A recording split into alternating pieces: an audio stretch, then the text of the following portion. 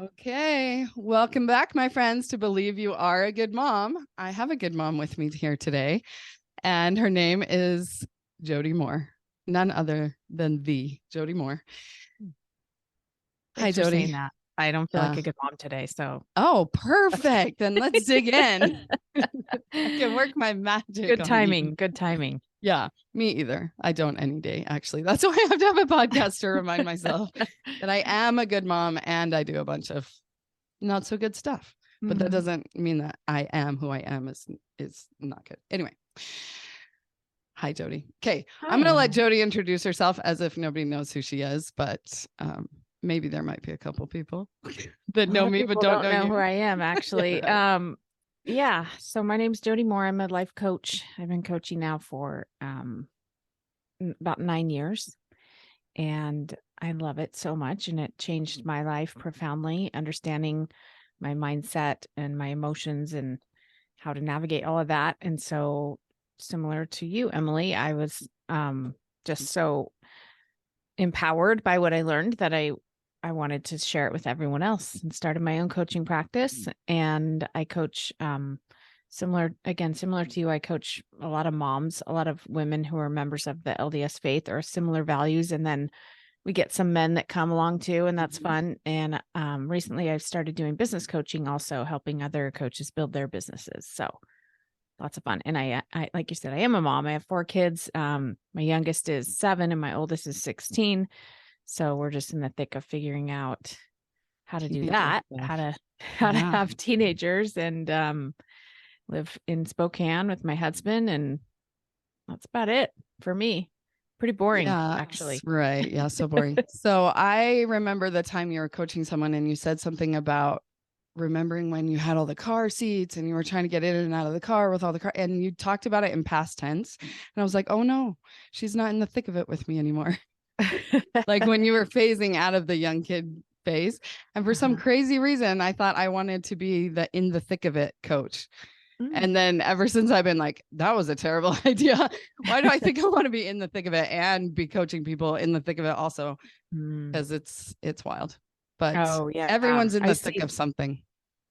I mean, it's true. Like I've had clients, like clients always think that they need their coach to be either going through it or to have gone through it to be able to understand it, and there's all different kinds of coaching out there. But the way you and I are trained, we can coach on anything. And sometimes it's helpful to have somebody who's on the other side of it too, has a little bit different perspective. Yeah. So. I laugh because most of the people I interview are like empty nesters. And I'm like, I think I gravitate towards you because I like that end of the light at the end of the tunnel perspective, I call it. Yeah. They've made it through and they need their wisdom to help. I don't miss the strollers and car seats. And I was just talking to a friend about how traveling is so much easier when you get out of that phase.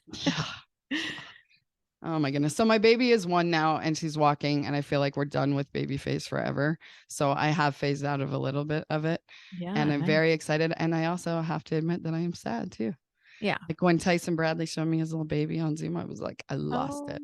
It was like, and that was weird. I was like, what is happening? I didn't think I would feel like this, but that doesn't mean I need more. I definitely does not mean that. Okay. Let's get focused.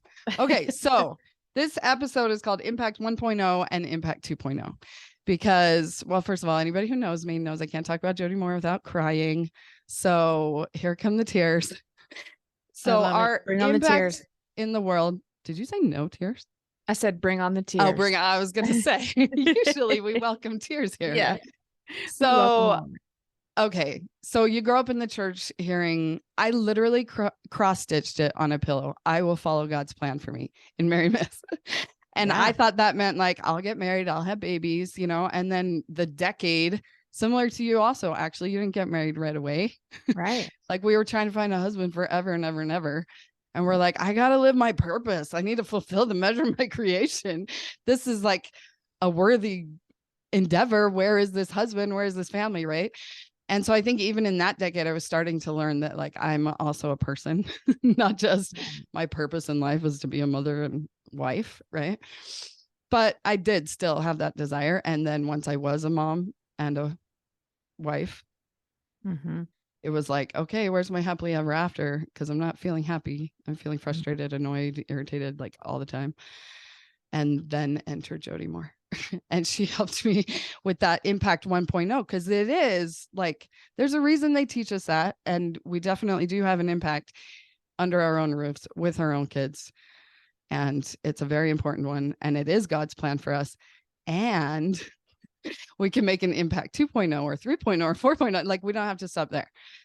So after Jody helped me live my happily ever after, then she helped me birth a new goal. I'm talking about you in third person, looking right at you. I like it's kind of weird. Yeah, good. Of helping other drowning moms do the same thing, right? And so I wanted to get your perspective on my story, because I feel like I'm your ideal client avatar, as we call it in business. Like, Yeah. I am like the reason why you started doing what you're doing, because you went to coach training, didn't even think you would be a coach or start a business. You were just doing it for yourself. And I die every time I think about that. I'm like, if you had just kept it to yourself, where would I be? And that's the thought that made me want to have a business. Because if I just keep it to myself, where will my people be? Yeah. And so Yeah. So it's so interesting when you talk about, growing up in the church and wanting to follow God's plan, and how, of course, part of it's a maturity thing for us when we're teenagers, that we maybe are oversimplifying it. But just to simplify that, God's plan for me is to get married and be a mom is it's a gross oversimplification. Yeah. Right. Like, and that's not even God's plan for everyone. Everyone doesn't get married. Everyone doesn't become a mom. Like, I just think that our simple minds that want things to just be check boxes are kind of silly. Right. And of course, following God's plan for us is so much more complicated and dynamic than that. But I do think, like you said, it's partly our religious tradition, but even outside of that, even just our society in general, it's like, I feel like we have this path laid out for us when we're kids of like, you're going to go to school, and then you're going to go to high school, and then you're going to either maybe go to college or get a job or something. And then at some point you're going to get married and probably have some kids and maybe buy a house and maybe a car. And then after that, it stops being defined for us at all. And that's only the very, very beginning part of our life. Yeah. When you're a kid, that feels like the finish line, right? Of getting married and having the kids in the house and the whatever. And then you get to that point and realize, like, wait a second, I don't think this was the finish line in terms of, like you said, I'm not all of a sudden happy and without challenges.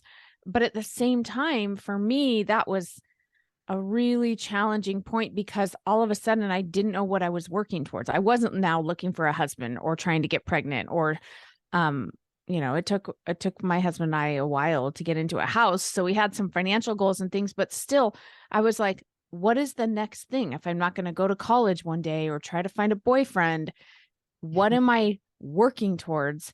And I wouldn't even have described it that way at the time. Yeah. I just became a struggling, lost person. And then you have babies that you're trying to figure out how to take care of and all that on top of it. So I think, like you said, our journeys are similar in that we found coaching because we were struggling. And yet, I don't know if you would describe your situation this way, but I felt like I don't have any right to complain here. Yeah. I'm not really struggling. Like I have, my needs are met. I have a roof over my head. I'm able to buy food for my kids. I don't have a mental illness or a disability or a health problem. I don't have anything wrong with me. So I was able to have these kids. All the yes, friends and I love these kids are like, boo hoo, your life is so hard. You have kids. Exactly. So you're like, why do I feel so empty and lost and just unfulfilled and frustrated and unhappy with my life? It must be me. I'm just not grateful enough. That's where for me, and I think your experience was similar, and this is for many people that find coaching, right? When you talk about that impact 1.0, it's like something's just off here. Something could be better. I'm pretty sure. Why am I so unhappy? What's the matter with me here? And that's where coaching can really lift you out of that fog.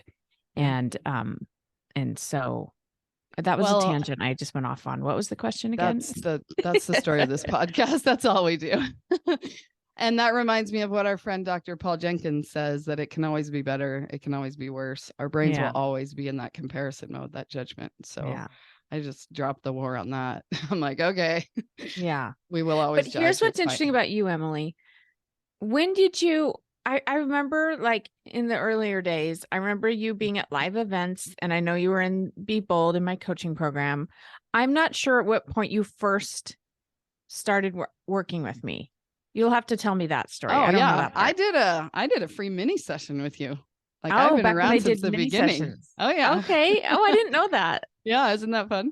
So I Yeah. remember doing my little mini session and being like, no, thanks. And you graciously didn't try to sell me on it, which I Yeah. loved.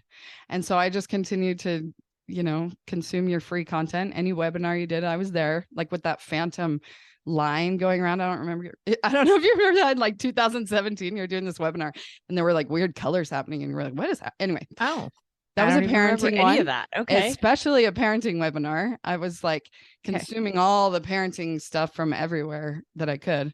Okay. And so at the end of 2017, you said, if you join Be Bold now, because I'd listen to every podcast. Like I knew I was in your funnel. I was getting marketed to. I knew what you wanted me to do. And I was like, not doing it, not doing it, not doing it. Yeah. Until the end of the year, you said, you can have all my content for 2017 if you join now. But starting in 2018, it's going to be month to month. And so I quick signed up and I listened to the whole year stuff. And then that's when we started doing No Flour, No Sugar together and all sorts of fun things in 2018. So I haven't been here from the very beginning. Yeah. But I've heard everything from the very beginning. That's right. I do now remember you saying that when I offered that it was kind of a bonus we gave at the end of the year, like sign up now and we'll give you the whole year's, all the workshops and stuff or whatever. Which you definitely do not need to do. If you come in to Be Bold month to month, there's plenty of there, content right? in there, We're adding more too, by the way. So exciting. Anyway, but yeah, can I go with what you just said about the live event? Go ahead. Because this is we like to laugh about this because Jody came to Salt Lake and I'm always front and center with my hand up. Like I literally was the first one to raise my hand to get coaching. And I'm like, you're always talking about contributing and not just consuming and this future focused stuff. And I'm like, why can't I just enjoy where I'm at? Can I just be complacent? Like, can I just be happy that now I'm happy living my happily ever after? Why do I have to have this future focus? So you put this model up on the board that said, I think the thought line was, Jody says I should have a side gig.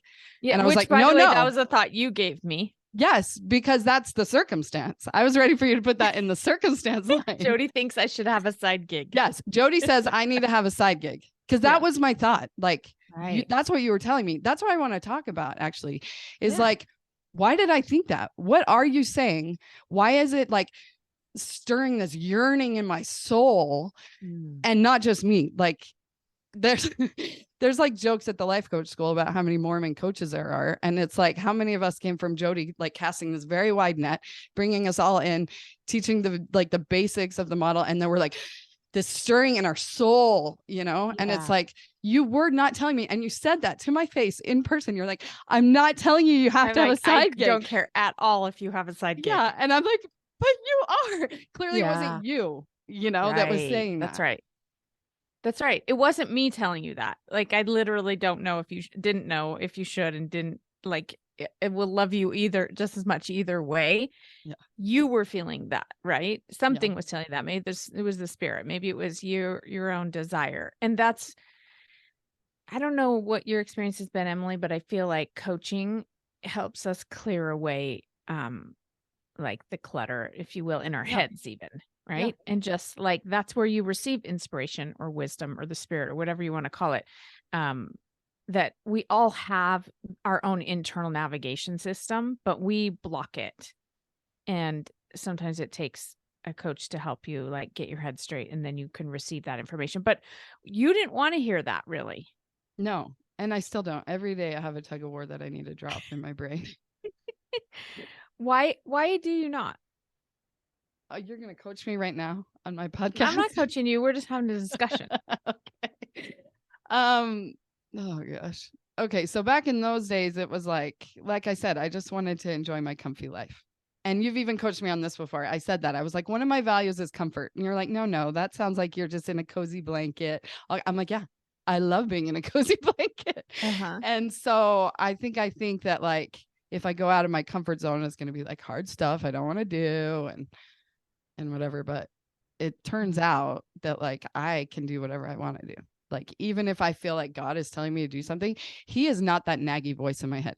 Like you said, it's the coaching that's like helped me figure out like where are these thoughts coming from. And actually I drop into my heart more now, and I've even heard like your heart has a brain. And so I'm trying to hear the thoughts that come from my heart instead of my head. But even in my head, like to clear the noise, God does not talk to me in a nagging voice. He does not say, you're supposed to be contributing. That's enough consumption for the day. You don't have to be on every single one of these Be Bold calls. You need to like be creating your own content, blah, blah, blah. He doesn't say that. He gives me like really gentle breadcrumbs, I call them, like just little ideas of what to do. Like, who the heck would have thought that I'd have Jody Moore on my own podcast this time last year? Like, if somebody had told me that last year, I'd be like, not doing it. Too scary. Can't do it in my head, right? But I just followed the heart breadcrumbs all year long and look at what's happening. Like, I can't even set a goal for next year because it's too scary. I'm like, I'm just gonna follow breadcrumbs. I love that approach. And because I feel like God has called me to this, and that used to scare me. But when I figured out like how to hear him, right, then it's not scary. What he's telling me to do is not scary. So back in the day, okay, so I said I didn't want to have a side gig. And then a couple things kind of changed the trajectory of that. But one of them was when I finally admitted and would say out loud the thought, I am going to be a life coach someday. I think the first time I said that was to Jill Freestone on the way home at the airport from one of your events. I was like, yeah, I'm going to be a life coach someday. And all of a sudden, some days started happening faster. It was like, as soon as I admitted it, then things started happening. And especially once I got an onboard husband. So I went to coach training with the thought, I can't waste an onboard husband, because I've heard a million girls getting coached that like want to be coaches and their husband won't let them. Anyway, I don't know what the question was, what tangent we're on, but. No, I think that is the way to do it, is because it can feel scary to think about where we're trying to go, right? Like you said, that future thing that feels outside of your reach, but the next step is just the next step. And it might be a little scary, but not as scary as the big end thing, right? I heard this, I'm trying to remember where I heard this recently. I think it was somebody talking about manifesting or something like this, right? Because I like listening to all this stuff. Yeah. And she was saying, oh, it might have been Gabby Bernstein. Anyway, she's saying you have to, the things that we ask for, and for you and I, this is like our in our religion, we say the things that we pray for or that we ask the Lord for. She's like, it has to be something that you can hold, something that you're ready to hold. So like, if I suddenly was like, you know what, God, I really want to have my own TV show, talk show, like the Oprah show, but it would be the Jody Moore show. I don't know that I'm ready to hold that. Like what that would require, maybe moving my family to Los Angeles and like all of that. I don't know that I'm ready. Like part of me kind of wants that, but another part of me is like not really ready to hold that. Right. So it's still okay to have dreams and desires and goals and stuff like that. But those will feel scary because it's like I can take the next step, but that would be like 10 steps ahead of where I am. I can't really take that step yet. Yeah. I haven't become the version of me that's probably ready for that step. So when you remember that and you just focus on the next step, right? And then you don't shove it down, because in high school, I wanted to be Rosie O'Donnell. Like I wanted to be a talk show host when I grew up. Like that's what I would say. We should maybe have our own show one day. I know. Wouldn't that be so fun? And so we'll put that on the shelf, right? It's not like, oh, no brain. That's ridiculous. We can't do that. Too scary, too big. Can't have all these kids, Yeah. You keep it up. You keep it there though, like in the cloud. Yeah. And then not that you're like, okay, what's the next step that's going to get me closer to having my own TV show? But just like you said, what do I feel prompted to explore, to try, to put out, to create, to sign up for, to learn, to do today? Yeah. And that fun idea you have of like ideas float around, like it tries to tell you, but then if you're not listening, it goes somewhere else. Because I have this really fun story that I shared with some coaches the other day where I was like, I wanted to go to President Monson's, I don't know if we have time for the story, but I guess I'm supposed to tell it because I'm thinking about it. So I wanted to go to President Monson's solemn assembly where like he became the prophet, and I lived downtown, and I was like, I'm just going to go. So I went and stood outside the conference center, and I know that there's like a big long standby line for people that don't have tickets, that if it's about to start. They'll fill in people that don't have tickets, but I didn't want to get in that line. I just wanted to go in. So I was like, I'm just going to go like a Nephi, not knowing beforehand the way to get it. I'm just going to go and stand here. So I just stood there. I wasn't like freaked out. I wasn't like going around like asking people. I was just standing there. I was like, I'm going to get in. I just knew I was going to get in. And then this old couple comes walking past me having like a little spat. They were like fighting, and he got mad, ripped up the tickets and threw them on the ground and took off. And she was like, and she handed me her ripped up ticket and ran off after him. So I got in with a ripped up ticket. Oh, good. And I was telling, my coach friends a story the other day, and one of them was like, how many other people were inspired to go to that meeting and they just didn't even do it? They were like, oh, the parking's ridiculous, whatever. Yeah. There's a huge standby line. I'll never get in. Like, and I was like, oh, and that like really hit me, because I was like, I know that there's a lot of people feeling the yearning, not even just to be coaches, but like in your business minded program, you have like 1 million entrepreneurs that are doing all sorts of really cool things. And I know you feel that like when you're coaching them, you're like, this is amazing. People are following God's plan for them. Yes. And not just to be a mom and like be drowning in motherhood because you're so unfulfilled, because you know that you were meant for more. Mm-hmm. And not that there's anything wrong with being a mom. Some people just absolutely love it. Like I thought I was those people, but that's just because I thought that was the right thing to be. Yeah. But so even that, even if, and yeah, we're not saying everyone should go start a business, that's not the right path for everybody, but to your point that even when you are a mom, and there's times in your life when maybe being a mom is taking up your capacity and it's enough. But if it's not, if you're, I remember feeling like busy and yet bored. Yeah. Right. And like never alone, never a minute alone, and yet lonely. Mm-hmm. Right. So there's that weird like feeling when you have little kids that you are constantly busy and doing things, but you're not getting your own needs met. You're not being challenged. You're not getting to try things that are fun and that stretch you and help you learn and all of that. And so part of the reason for contributing is for your own sake, for your own fulfillment, and for your own growth. Yeah. And so God's plan for us isn't just like, this is what I want you to do. This is how I need you to serve. Mm-hmm. Mm-hmm. It's just, it's his plan is, how am I going to become more like him? That is the objective of us being on earth. Yes. And that is going to mean I need to learn some things, and I need to grow, and I need, and not just I need to, because I feel like we talk about this at church a lot. Like, this is why we have challenges and trials and adversity, because we need to grow. And that's true. But also you can grow in really fun ways, like doing a podcast. You learned how to do a podcast, and we're having this fun conversation. Like, it doesn't always have to be painful, our growth. A lot of times it can be really exciting and enlightening and fun. Yeah. And that's exactly what I'm doing right now, and why I feel so aligned, because every day I feel like I'm following God's plan for me. Every day. And it's not about doing, it's about being. And that's my whole entire platform. Like, don't get me started on that. You are a good mom. It's who you are. It's not what you do. Because we even say that in coaching. What kind of mom do you want to be? And what people tell us is what kind of mom they want to do. Have you noticed this? Right. They're like, oh, well, the kind of mom I want to be is like, I feed my kids healthy meals and I don't yell at them. And those are the do's. And the do's do not make you a good mom or not. It's just who we are. And so I believe that God's purpose for me is to remember that. Like, remember who I am, remember who he is, learn more about who I am, learn more about who he is, his true nature, my relationship to him. That is why we're here. And we kind of say that in like, the purpose is growth and development, and we have to go through hard things. Like, that's kind of getting to the point, but like, we're not quite nailing it. Like, really, the whole point is just to remember who we are.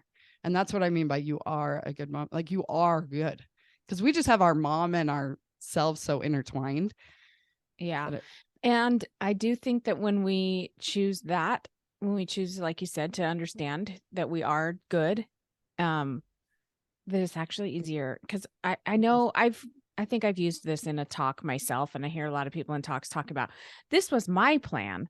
I was going to do this. I was going to go to BYU. I was going to meet the perfect husband. I was going to whatever. Life was going to be easy. We're going to have perfect amount of money. And then God said, no, this is the real plan. You're going to struggle. You're not going to get married when you thought you were. You're going to have a hard time getting pregnant. You're going to, right.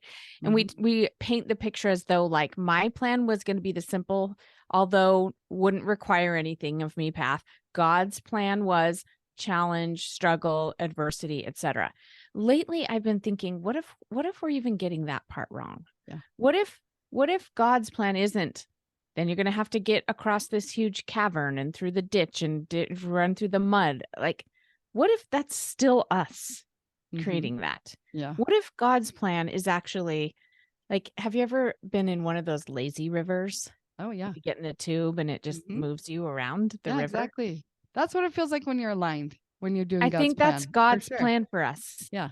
It's You like, just relax in a lazy river and let him yeah, drive you. and people like, but what about, like, people get sick, people get hurt, we lose loved ones, we have money problems, we have all that. I'm like, I know, but all of that is part of the lazy river. Like, it, and not that we should always be calm and that we're not supposed to struggle with it. We are going to struggle with it, but it's us creating that struggle. Yeah. It's not like that's God's plan for us to struggle. It's just that struggle is our humanness. Mm-hmm. And there's no way of not being human. And so that's why we struggle, not because God's like, you need to struggle. Oh. I don't know. I haven't quite formulated this idea fully, but I love I'm it. just it's like, what if that analogy is still missing a key component? Yeah, for sure. Because I tell that story too, because I, always wanted to be a mom. I was going to go to BYU, get married. Well, I was going to go on a mission. So I was going to, go on a mission, get married, make babies, all the things.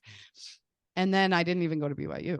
I was like, and so in those days, like, long story short, I was like, I heard this Chinese proverb that if you want to make God laugh, tell him your plans. So I was like, oh, great. Yeah. Forget all my plans. Okay, fine. But then, I was like learning how to like get in the flow of like, I believe that what I want is what he wants for me. Like capital W want. Because then there's like the lower brain. I just want to be comfy in my blanket and watch Netflix and eat bonbons. Like that's a lowercase W want is what I call it. But when I'm tapped into my like higher self, what I want is what he wants for me. So I just follow that all day. I'm like, and I say to my kids, no, I don't want to do that because I don't do anything I don't want to do anymore. Like it's so liberating. Yeah. Because I used to be like in major victim mode. Like I never get to do what I want to do. I just want to listen to this podcast and color my coloring book when the baby woke up and I have to go take care of the baby, Yeah. It's like, but I don't have to go take care of that baby. Like she's fine in her crib. I can finish my picture, whatever it is I'm doing, It's like, yeah. And from that place, don't you find that you want to do more service and you want to do? People are like, oh, so I just don't have to worry about anything. Who's going to take care of the kids? And aren't we supposed to serve? And it's like, no, when you take care of your own needs, then you actually do want to. It's like you wanting to start a business. Yeah. Because you healed some of the wounds within you, then our natural inclination is to want to give back. Yeah. And that once you're done learning, like taking learning to the next level by teaching or by sharing or by, that's right. Helping, share your journey. Helping others. Anyway. Yeah. So good. 55 more thoughts I was having, but do you have something else? And I had a whole paper here full of stuff I thought we were going to talk about. So whatever. We covered some of it. Okay. So, you want to tell people where they can find you? Yeah. Thank you. I'd love to. So probably the easiest way to find me is through my podcast, Better Than Happy. I also have a book with the same title, and you can get right here. It's very haggard. It's been to the beach. It's been all over the place. Thank you. I went last night to a little Christmas party at a friend of mine had like a favorite things party. We all brought 5 things, and then we all went home with 5. Yeah, so fun. Things. I love those. And I was thinking, I brought like this lip scrub I love from Lush. It's a bubblegum lip scrub.